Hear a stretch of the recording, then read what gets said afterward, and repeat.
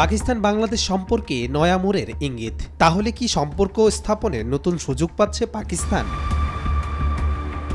পাকিস্তান ও বাংলাদেশের মধ্যকার সম্পর্ক পুনরায় স্থাপনের জন্য নতুন কূটনৈতিক উদ্যোগ নেওয়া হচ্ছে, যা দুই দেশের মধ্যে একসময় স্থবির হয়ে পড়েছিল। সম্প্রতি পাকিস্তানের প্রধানমন্ত্রী শাহবাজ শরীফ এবং বাংলাদেশের অন্তর্বর্তী সরকারের প্রধান উপদেষ্টা ডক্টর মোহাম্মদ ইউনুসের মধ্যে নিউ ইয়র্কে বৈঠকের সম্ভাবনা রয়েছে। পাকিস্তানি সংবাদ মাধ্যম এক্সপ্রেস ট্রিবিউনের তথ্য মতে, শেখ হাসিনার ক্ষমতাচ্যুত হওয়ার পর এ উদ্যোগ শুরু হয়েছে।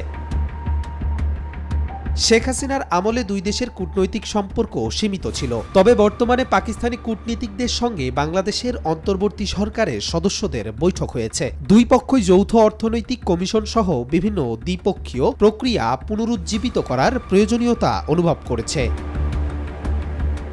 নিউ ইয়র্কে জাতিসংঘের সাধারণ পরিষদের অধিবেশনের ফাঁকে দুই নেতার মধ্যে সম্ভাব্য বৈঠক হতে পারে, যা গত কয়েক দশকের মধ্যে প্রথম উচ্চ পর্যায়ের বৈঠক হবে। কবির চৌধুরী, জয়, মাই টিভি।